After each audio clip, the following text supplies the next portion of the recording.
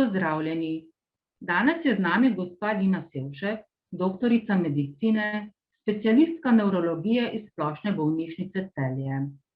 Glede na to, da razmere v svetu in pri nas v zvezi s covidom trajajo že dlje časa, nas zanima, ali je kaj manj na novo potrjenih diagnoz multipla skleroza v primerjavi z leti pred covidom oziroma leti brez covida in kako se na enoti, kjer delate, zaposleni spopadate s covid razmerami. Epidemija novega koronavirusa traja zdaj že praktično 2 leti in nas vse, tako v zdravstvu pa verjamem, da tudi vas bolnike in pa celotno populacijo že precej utruja. Kako se to kaže na novo odkritih primerih multiple skleroze? Bi rekla takole, točnih podatkov za naš center nimam, ker nekako nimamo na voljo statističnih podatkov za leta pred tem, nekako nam zato zmanjkuje časa. Po občutku pa bi rekla, da je vendarle teh primerov nekaj manj, se bolniki, ki v bistvu še nima znane multiple skleroze, pa morda zbolijo z nekimi prvimi simptomi, ki so blažji, verjetno nekoliko kasneje odločijo za obisk osebnega zdravnika. Drug razlog je pa tudi, da verjetno kar nekaj časa, če nima nekih izrazitih težav, čakajo na prvi nevrološki pregled. Čakalne dobe za prvi nevrološki pregled so namreč kar precej dolge in močno nihajo tudi v skladu s tem, kako intenzivna je trenutno epidemija novega koronavirusa in koliko osebja moramo preusmerjati na ta delovišča. Vseeno, pa tisti, ki zbolijo z nekimi jasnimi, težjimi simptomi, tisti pa vendarle absolutno navadno vedno pridejo do zdravnika, če zboli z optičnim nevritisom bolnik, običajno vedno pride do oftalmologa, ki bolnika preusmeri k nevrologu in potem steče normalno diagnostični postopek. Tisti, ki zbolijo s težjimi zagoni, motoričnimi zagoni in tako naprej, pa tudi pridejo do nas navadno preko urgentne nevrološke ambulante in tudi tu se diagnostika izpelje in potem tudi sprejmejo odločitve glede zdravljenja, s katerim ne odlašamo tudi v tem času.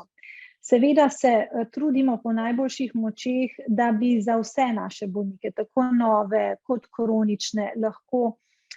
čim bolje skrbeli in jih obravnavali, se pa to breme preusmerjanja kadra na druga delovišča in pa ta dolgotrajnost epidemije pozna na naših sodelavcih, na nas samih in s tem so se tudi čakalne dobe za kontrolne nevrološke preglede pomembno podaljšale. Če si sicer za bolnika, ki je aktivno zdravljen za zdravili, ki spreminjajo potek bolezni, želimo, da bi našo ambulanto obiskovali vsaj v začetku na pol leta, kasneje na 1 leto se zdaj dogaja, da bolniki čakajo na kontrolni pregled leto ali še dlje. Redno se pa trudimo, seveda to pa je povezano že za naravo same aplikacije, da bolnike obravnavamo v sklopu enodnevnega hospitala, tukaj gre za aplikacije intravenskih zdravil in pa tudi za uvajanje novih zdravil, ki jih poskušamo izvajati za čim manj odloga. Je pa res, da pač ta situacija trenutno zahteva veliko sodelovanja organizacij in potrpežljivosti in tako s strani nas kot pa tudi bolnikov, ki se moramo zahvaliti za to vseeno potrpežljivost in sodelovanje, hkrati si pa zdravstveni delavci in tudi na našem oddelku v okviru MS-tima poskušamo biti bolnikom čim bolj dostopni, torej, če imajo naši kronični bolniki oziroma MS bolniki težave, smo za njih dostopni, lahko bodisi preko telefona, navadno se obrnejo na MS sestre,